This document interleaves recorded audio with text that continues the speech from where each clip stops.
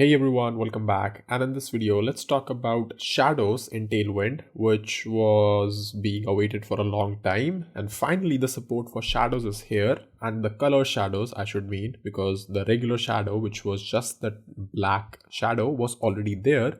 But now you can have colored shadows with Tailwind, and this is awesome. So let's try to create a button like this in our Code Playground over here.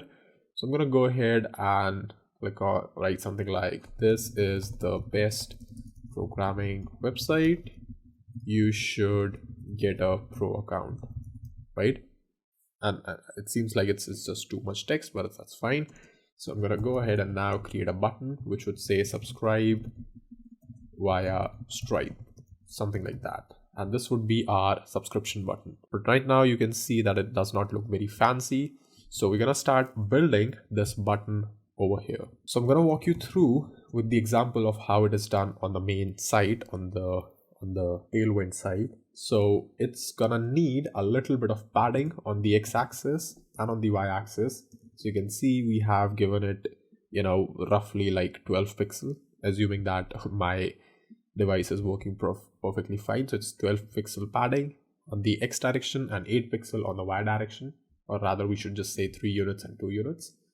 Then we have to give it a background color as well. Let's give it an indigo as the color, and BG indigo 500. That's the opacity.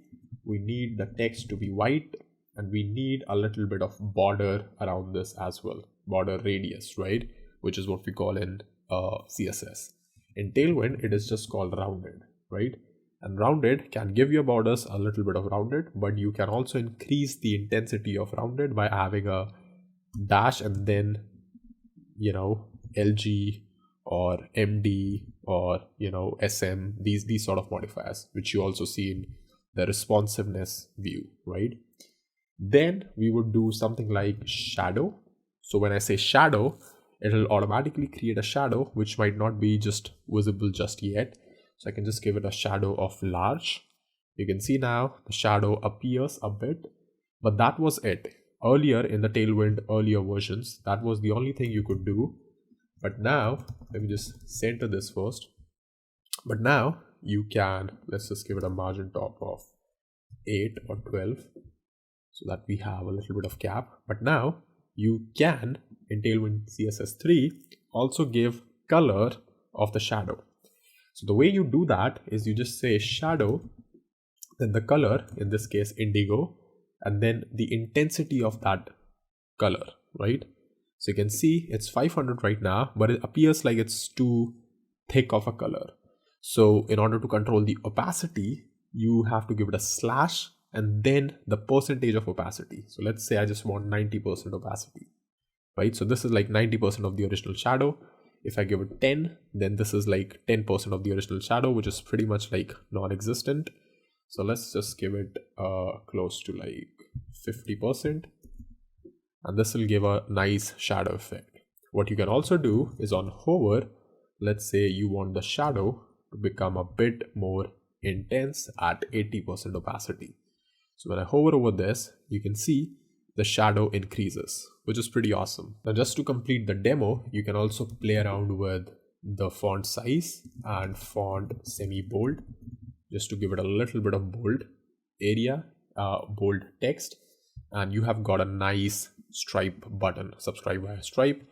And obviously this is something which you can copy paste anywhere on your website, and this button would render exactly like this as long as you're using Tailwind. So this is the magic of shadows and Tailwind in general. Pretty awesome if you ask me.